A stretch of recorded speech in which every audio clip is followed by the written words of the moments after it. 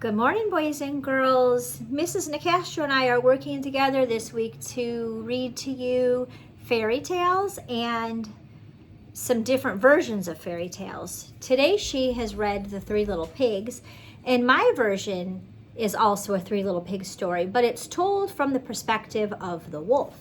So this one is called The True Story of the Three Little Pigs by A. Wolf, and the author is John Seska, and it's illustrated by Lane Smith. So as I'm reading this today, I want you to be thinking, how is this different from the one Mrs. Nicastro has read? What makes it similar? And then also, do you believe the wolf and what he's trying to convince you? Here we go. Everybody knows the story of the Three Little Pigs, or at least they think they do. But I'll let you in on a little secret. Nobody knows the real story, because nobody has ever heard my side of the story. I'm the wolf, Alexander T. Wolf. You can call me Al. I don't know how this whole big bad wolf thing got started, but it's all wrong. Maybe it's because of our diet? Hey, it's not my fault wolves eat cute little animals like bunnies and sheep and pigs. That's just the way we are. If cheeseburgers were cute, folks would probably think you were big and bad too.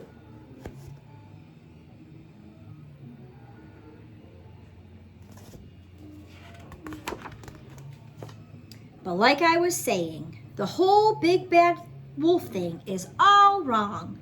The real story is about a sneeze and a cup of sugar. This is the real story. And in his drawing, he says, sneeze plus sugar.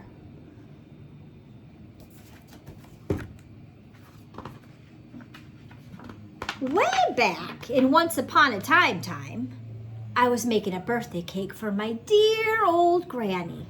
I had a terrible sneezing cold. I ran out of sugar.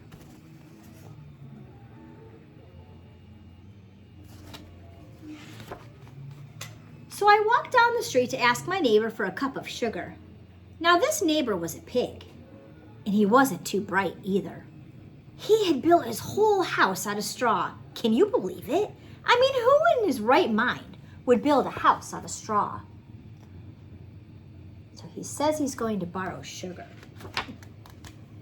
So of course, the minute I knocked on the door, it fell right in. I didn't want to just walk into someone else's house. So I called, little pig, are you in?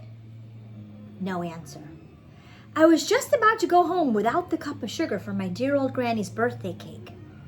That's when my nose started to itch. I felt a sneeze coming on. Well, I huffed and I snuffed.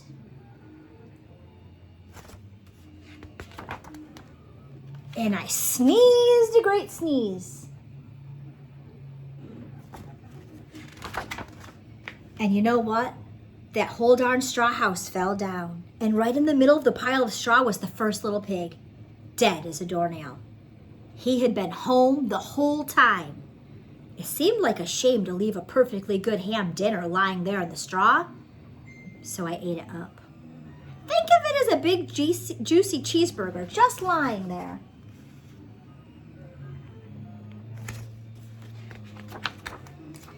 I was feeling a little better, but I still didn't have my cup of sugar, so I went to the next neighbor's house. This neighbor was the first little pig's brother. He was a little smarter, but not much. He had built his house out of sticks. I rang the bell on the stick house. Nobody answered. I called, Mr. Pig, are you in? He yelled back, go away, wolf, you can't come in. I'm shaving the hairs on my chinny chin chin.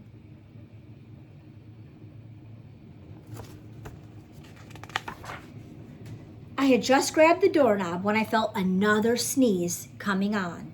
I huffed and I snuffed and I tried to cover my mouth, but I sneezed a great sneeze.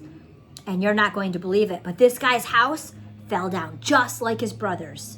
When the dust cleared, there was the second little pig, dead as a doornail. Wolf's honor. What do you think he's going to do as that pig is there, dead as a doornail? Now, you would No, food will spoil if you just leave it out in the open. So I did the only thing there was to do. I had dinner again. Think of it as a second helping. I was getting awfully full, but my cold was feeling a little better. And I still didn't have that cup of sugar for my dear old granny's birthday cake, so I went to the next house.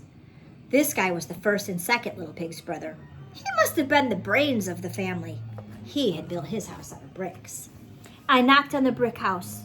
No answer. I called, "Mr. Pig, Mr. Pig, are you in?" And do you know what that rude little porker answered? "Get out of here, Wolf. Don't bother me again."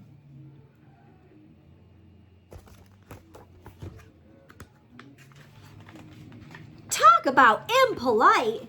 He probably had a whole sack full of sugar, and he wouldn't give me even one little cup for my dear sweet old granny's birthday cake? What a pig. I was just about to go home and maybe make a nice birthday card instead of a cake when I felt my cold coming on. I huffed and I snuffed and I sneezed once again. Then the third little pig yelled, "And your old granny can sit on a pin." Look at how he's showing the pig. His angry eyes. He's trying to make us think that those pigs weren't smart or kind. Now, I'm usually a pretty calm fellow, but when somebody talks about my granny like that, I go a little crazy. When the cops drove up, of course, I was trying to break down this pig's door, and the whole time I was huffing and puffing and sneezing and making a real scene. Here's all the news reporters here reporting what they're seeing. The rest, they say, is history. And here's the newspaper article showing the wolf is the bad guy, breaking down the houses, gobbling up the pigs.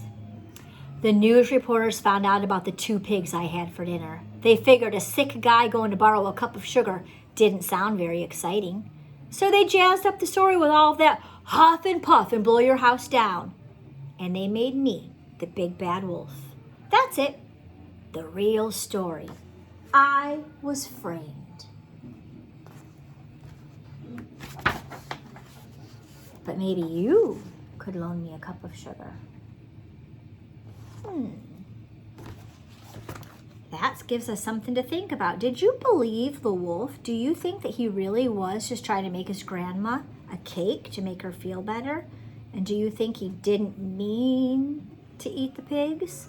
I want you to think about that and be thinking about how the 2 stories were the same and how they were different. Talk to you soon, guys.